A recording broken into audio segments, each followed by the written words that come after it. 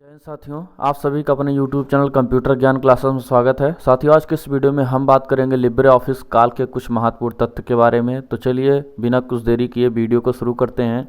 तो सबसे पहला यहाँ पर हमारा टॉपिक आता है कि लिब्रे ऑफिस काल्क है क्या।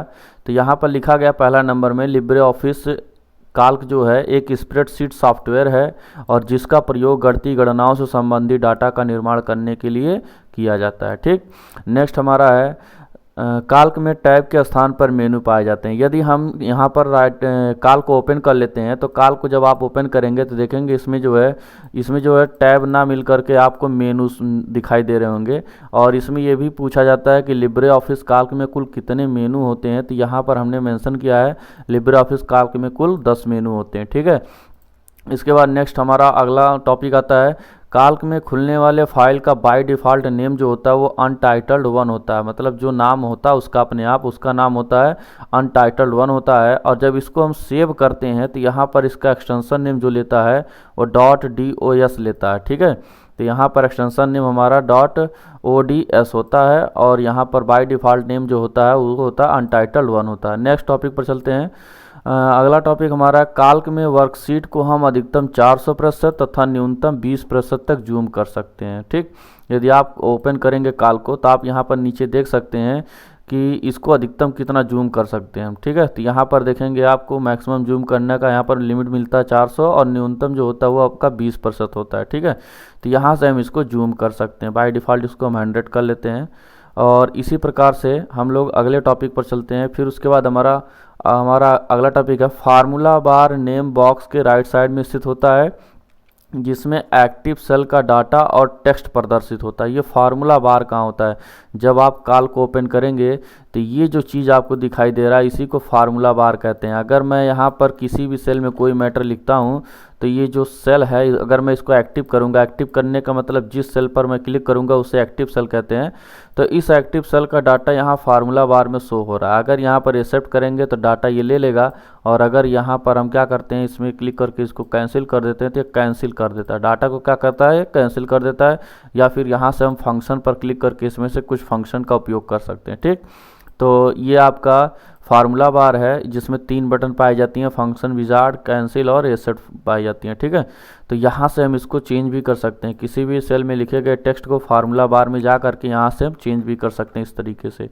नेक्स्ट टॉपिक हमारा है किसी भी सेल में लिखे गए टेक्स्ट को एडिट करने के लिए उस पर डबल क्लिक करते हैं। जी हाँ दोस्तों, अगर आप किसी भी सेल में कोई भी टेक्स्ट मैटर लिखे हैं तो इसमें अगर एडिट करना है तो सबसे पहले आपको इसमें डबल क्लिक करना है। जब आप डबल क्लिक करेंगे तो ये सेल एडिट मोड आ जाता है और अगर बिना डबल क्लिक किए आप इसमें कोई दूसरा नाम लिखेंगे तो पुराना वाला मैटर क्या होता है वो हट जाता है। ठीक है, तो जब भी किसी सेल को आप एडिट करेंगे तो डबल क्लिक करेंगे। ठीक, नेक्स्ट टॉपिक हमारा है कि किसी भी सेल में लिखे गए टेक्स्ट को फार्मूला बार से भी एडिट कर सकते हैं। अभी हमने बताया ना, अब अगर आप कुछ भी यहाँ पर लिखे हो तो उसको फार्मूला बार पर क्लिक करके आप यहाँ से एडिट कर सकते हैं, वही चीज़ है।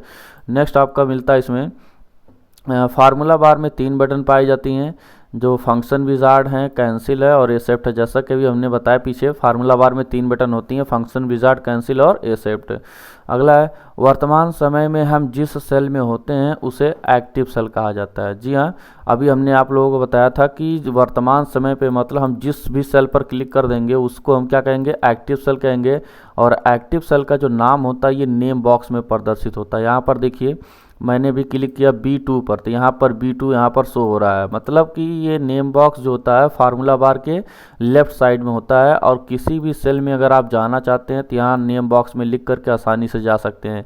जैसे हमको जाना है A10 में तो मैं यहाँ पर लिख दूंगा A और 10। ठीक है, इंटर प्रेस बटन करूँगा यहाँ पर तो मैं A10 में पहुँच जाऊँगा। ठीक, तो इसको हम कहते हैं नेम बॉक्स जहाँ पर एक्टिव सेल का डाटा क्या होता है शो होता है, एक्टिव सेल का नाम शो होता है। आगे चलते हैं। किसी भी सेल को एक्टिव करने के लिए टैब, इंटर, एरो की का प्रयोग करते हैं। टैब के साथ इंटर भी कर सकते हो, इंटर और एरो की मतलब एरो की आपकी लेफ़्ट राइट है, अप डाउन है। तो यहाँ पर जैसे अगर हम काल्क को ओपन कर लेते हैं तो देखिए इंटर बटन दबाएंगे तो नीचे आ रहे हैं और टैब दबाएंगे तो आगे जा रहे हैं। अगर आप नेविगेशन की यूज़ करते हैं अप डाउन लेफ्ट राइट तो यहाँ से आप किसी भी सेल को एक्टिव कर सकते हो आसानी से। ठीक, इसी के साथ अगला टॉपिक हमारा आता है नेक्स्ट सेल में जाने के लिए टैब बटन तथा प्रीवियस सेल में आने के लिए शिफ्ट टैब बटन का प्रयोग करते हैं। जी हाँ, अगर हम एक्सेल ओपन करते हैं यहाँ पर देखिए, अगर आप टैब बटन दबाएंगे तो आप नेक्स्ट सेल में जाओगे, और अगर शिफ्ट टैब बटन दबाओगे तो आप प्रीवियस मतलब पिछले सेल में वापस आ जाओगे। ठीक, नेक्स्ट हमारा इसके आगे है फॉर्मेट सेल का डायलॉग बॉक्स ओपन करने के लिए Ctrl+1 बटन दबाते हैं। ठीक है, जैसे आप क्या करोगे, इतना डाटा मतलब कोई भी रेंज आप सिलेक्ट करके Ctrl+1 बटन दबाओगे तो ये फॉर्मेट सेल का डायलॉग बॉक्स ओपन हो जाएगा, और यहाँ से आप किसी भी डाटा के मतलब फॉर्मेट को चेंज कर सकते हो, बॉर्डर सेट कर सकते हो सिलेक्ट किए गए एरिया के, है ना। तो ये सब आप काम कर सकते हो यहाँ से। ठीक, तो इसको आप सेट कर सकते हो यहाँ से, देखिए ये सब ना। तो इसको बोलते हैं सेल फॉर्मेटिंग या फॉर्मेट सेल के नाम से भी जाना जाता है।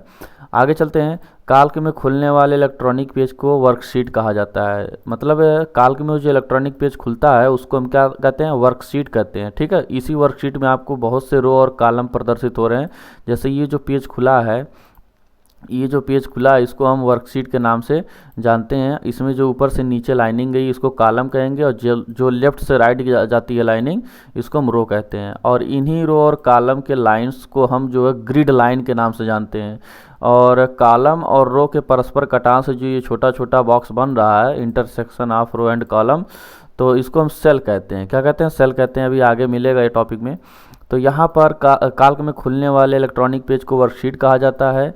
और अगला है, बहुत से वर्कशीट के समूह को वर्कबुक कहा जाता है। मतलब बहुत से वर्कशीट जो है जब मिलती हैं तो वो वर्कबुक का निर्माण करती हैं। मतलब बहुत से वर्कशीट जो है मिल करके एक वर्कबुक का रूप ले लेती हैं। ठीक, तो यहाँ पर एग्ज़ाम में ऐसे भी पूछ सकता है कि वर्कबुक किसका समूह है, तो आप लोग बता सकते हैं वर्कबुक जो होता है ये वर्कशीट का समूह होता है। जिस तरीके से कॉपी जो होती है वो पेज का समूह होता है, वैसे यहाँ पर जो वर्कबुक है वो वर्कशीट का समूह है। ठीक, नेक्स्ट है, एक वर्कशीट में कुल 1024 कॉलम तथा 10,48,576 रो होते हैं। जी, 1024 कॉलम होते हैं और 10,48,576 रो होते हैं। ठीक, और यहाँ पर लिखा पहले सेल का नाम A1 होता है तथा अंतिम सेल का नाम AMJ होता है। ठीक है, अंतिम सेल का नाम AMJ 10,48,576 होता है। जैसा कि आप लोगों को बता दें कि सेल का नाम जो होता है वो रो और कॉलम से मिलकर बना होता है। यहाँ पर पहला जो हमारा सेल है A1 है, और अंतिम जो कॉलम है वो हमारा AMJ है। लेकिन अगर मैं सेल की बात करूं तो यहाँ पर हमारा अंतिम जो आएगा वो होता है ये वाला। ठीक है, तो इसका नाम जो है हमें यहाँ पर दिख रहा होगा नेम बॉक्स में। तो यहाँ पर AMJ 10,48,576 ये हमारा लास्ट वाला सेल का नाम है। तो पहले सेल का नाम A1 है और लास्ट वाले सेल का नाम AMJ 10,48,576 है। ठीक है, किसी भी मतलब अंतिम सेल में जाने के लिए, अंतिम सेल में जाना अगर आपको, तो यहाँ पर आप नेम बॉक्स का भी यूज़ कर सकते हैं। AMJ 10,48,576 टाइप करके आप इंटर की प्रेस करेंगे, आप लास्ट में चले जाएंगे वहाँ पर। ठीक है, इसके आगे ऑप्शन अगला हमारा है, पहले कॉलम का नाम A होता है और अंतिम कॉलम का नाम AMJ होता है। जैसा कि अगर आप काल्क ओपन किए हैं तो पहला कॉलम जो आपका A वाला है, और अंतिम कॉलम में जाना है तो आप कंट्रोल बटन के साथ राइट वाली एरो की प्रेस करेंगे, अंतिम कॉलम में पहुंचाएंगे। तो ये AMJ नाम से होता है लास्ट वाला। ठीक है, इसके बाद अगला टॉपिक हमारा आता है, वर्कशीट में प्रत्येक कॉलम और रो की लंबाई चौड़ाई एक समान होती है। मतलब जितने भी कॉलम है वो सबकी लंबाई चौड़ाई एक समान है, रो की लंबाई चौड़ाई एक समान, मतलब सबकी जो होती है वो बराबर होती है, प्रत्येक रो की और प्रत्येक कॉलम की बराबर होती है। ठीक है, और उसको आप सेट भी कर सकते हैं, बढ़ा घटा सकते हैं, ऐसा नहीं कि सेट नहीं कर सकते हैं। रो तथा कॉलम के इंटरसेक्शन से सेल का निर्माण होता है। मतलब ये जैसे ये से जो ऊपर से लाइनिंग आती है कॉलम हो गया, और ये जो हमारा जाता है हॉरिजॉन्टल ये रो हो जाता है। ठीक है, तो यहाँ पर बीच में जो बॉक्स बनता है इसी को हम क्या कहते हैं, इसी को हम सेल कहते हैं। ठीक है, और इसका जो नाम होता है ये तो पहले हम बता ही चुके हैं, रो और कॉलम से मिलकर के बना होता है।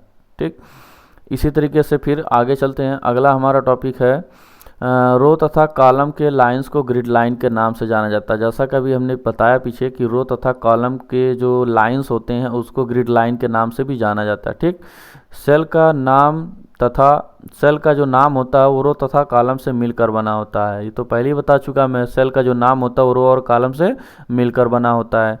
वर्कशीट में पूरे रो को सिलेक्ट करने के लिए शिफ्ट प्लस स्पेस बटन दबाते हैं। जैसा कि अगर आप यहाँ वर्कशीट को ओपन किए हैं तो अगर शिफ्ट के साथ स्पेस बटन दबाते हैं तो जिस रो में आप रहेंगे वो रो ए से लेकर के AM जे तक क्या होगी, सिलेक्ट हो जाएगी। मतलब पूरी रो क्या होगी, शुरू से लेकर के लास्ट तक सिलेक्ट हो जाती है। तो किसी एक पूरे रो को सिलेक्ट करने के दो तरीके हैं। पहला, आप शॉर्टकट की शिफ्ट के साथ स्पेस यूज कर सकते हैं, या फिर किसी भी मतलब रो के हेडर भाग, जैसे यहाँ 6-7 लिखा ना, इस पर डबल क्लिक कर सकते हैं या सिंगल क्लिक करेंगे पूरा हो जाएगा। अगर यहाँ करेंगे तो एक होगा, एक सेल होगा, लेकिन इसके हेडर भाग पर क्लिक करेंगे तो पूरा ये मतलब एक पूरा रो सिलेक्ट कर देता है। और ऊपर अगर यहाँ कॉलम पर करेंगे तो ये पूरे कॉलम को सिलेक्ट कर देता है। ये होता है दो तरीका। अगर कॉलम को आप बटन से सिलेक्ट करना चाहते हैं तो कंट्रोल बटन के साथ स्पेस बटन दबाएंगे और पूरा ये इंटायर कॉलम जो होगा वो क्या होगा, सिलेक्ट हो जाएगा। और इसी के साथ अगर आप कंट्रोल शिफ्ट स्पेस बटन दबाते हैं तो पूरी वर्कशीट ही सिलेक्ट हो जाती है। पूरी वर्कशीट सिलेक्ट करने के लिए आप लोग Ctrl+1 भी दबा सकते हैं और कंट्रोल बटन के साथ कंट्रोल शिफ्ट स्पेस दबा सकते हैं। मतलब कंट्रोल शिफ्ट स्पेस दबा करके पूरे वर्कशीट को सिलेक्ट कर सकते हैं।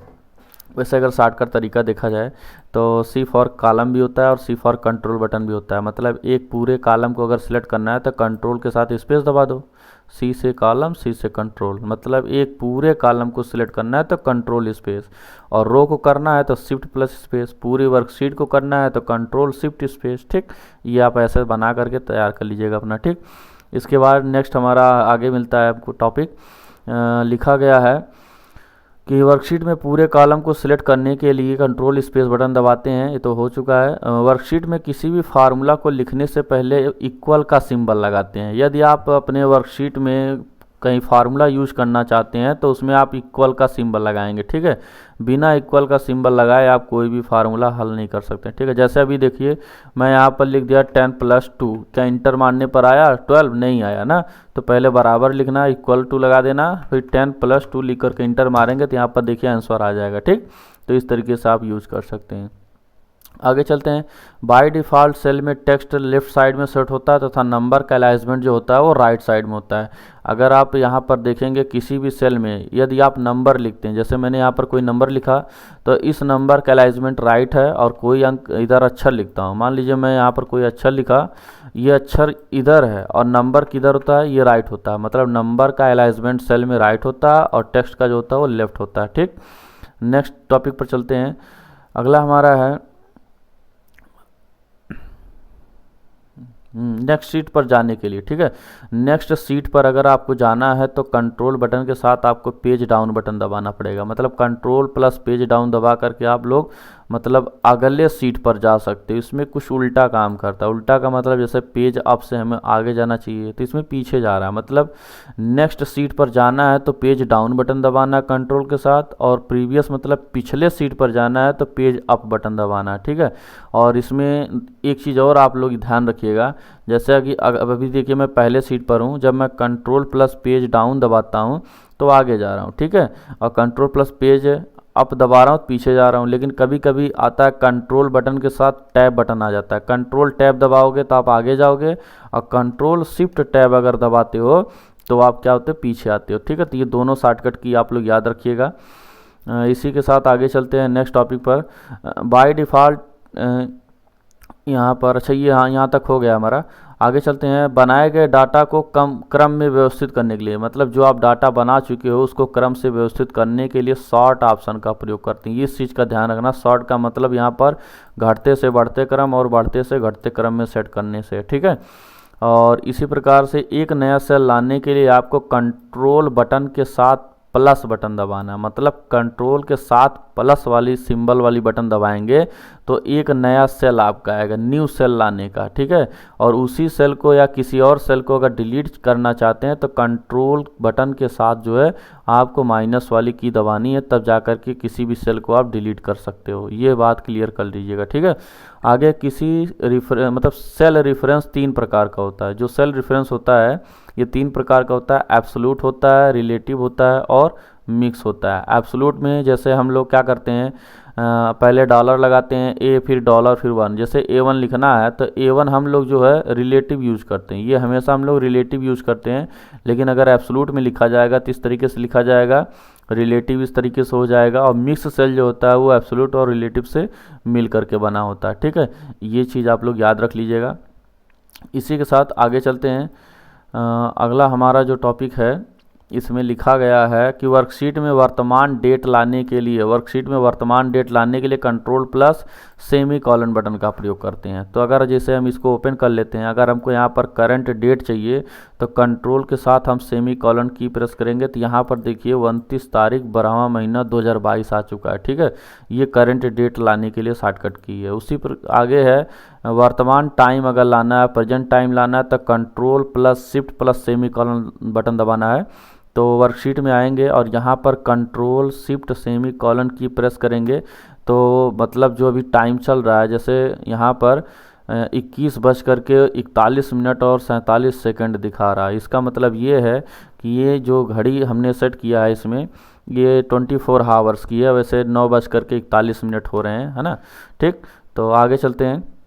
नेक्स्ट टॉपिक हमारा जो है किसी भी रो तथा कॉलम के हेडर भाग पर डबल क्लिक करके उस पूरे रो या अथवा पूरे कॉलम को हम सिलेक्ट कर सकते हैं। जैसा कि अभी मैं पीछे बता चुका हूं कि अगर किसी भी एक पूरे कॉलम को सिलेक्ट करना है तो आप उसी कॉलम के हेडर भाग पर क्लिक करेंगे, और रो को क्लिक करना है तो यहाँ पर रो के हेडर भाग पर क्लिक करके सिलेक्ट कर सकते हैं। ठीक है, तो इसके आगे टॉपिक पर चलते हैं। लिखा गया है अगला, किसी सेल में लिखा गया टेक्स्ट फिट नहीं होता। यदि क्या होता है, किसी सेल में लिखा गया टेक्स्ट फिट नहीं होता तो क्या बनता है, हैज का सिंबल बनता है। जैसे देखिए यहाँ पर हमने भी डेट लिखा है, इसको अगर हम बहुत छोटा कर देते हैं तो हैज का सिंबल आया ना, ये चीज़ होता है। ठीक है, और बाकी अगर आप कहीं फार्मूला वगैरह गलत कर देते हो तो वहाँ पर सिंबल बनता है हैज नेम क्वेश्चन मार्क का सिंबल बन जाता है। ठीक है, किसी भी सेल में, अगला टॉपिक, किसी भी सेल में टेक्स्ट मैटर को फिट करने के लिए रैप टेक्स्ट का प्रयोग करते हैं। ठीक है, रैप टेक्स्ट क्या होता है, जैसे अगर आप मान लीजिए यहाँ पर कोई मैटर लिखते हैं तो ये मैटर बहुत लंबा होता है तो दूसरे सेल में चला जाता है, उसको उसी सेल में आपको व्यवस्थित करने के लिए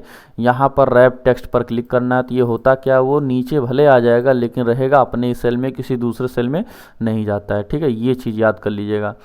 इसी प्रकार से हम आगे चलते हैं। ये भी पूछ सकता है कि वर्कशीट में हम किसी भी रो और किसी भी कॉलम को फ्रीज कर सकते हैं, तो आपका गलत जवाब हो जाएगा। क्यों, क्योंकि यहाँ पर जो है ना मतलब काल्क में जब वर्कशीट ओपन होगी तो आप केवल पहले रो और पहले कॉलम को फ्रीज कर सकते हैं, पहले रो और पहले कॉलम को फ्रीज कर सकते हैं, किसी को नहीं, मतलब किसी को भी नहीं कर सकते, केवल पहले और पहले, मतलब पहले रो और पहले कॉलम को ही फ्रीज कर सकते हो। यहाँ पर व्यू मेनू में आइएगा, व्यू मेनू में आने के बाद, है ना, यहाँ जब आप व्यू मेनू में आएंगे तो आपको मिलेगा यहाँ पर फ्रीज का ऑप्शन मिलेगा। ठीक है, तो यहाँ में आप जा करके यहाँ पर फ्रीज का ऑप्शन मिलता है, फ्रीज सेल में जाना, फ्रीज फर्स्ट रो कर देंगे तो ये पहला रो क्या हो जाएगा, फ्रीज हो जाएगा। अब आप नीचे तक जब आ जाएंगे ना तभी आपका जो है वहाँ पर रो स्टैंड रहेगा, मतलब ये अंदर नहीं जाएगा, आपको ये हेडिंग हमेशा दिखती रहेगी। ठीक है, इसी प्रकार से नेक्स्ट चलते हैं आगे।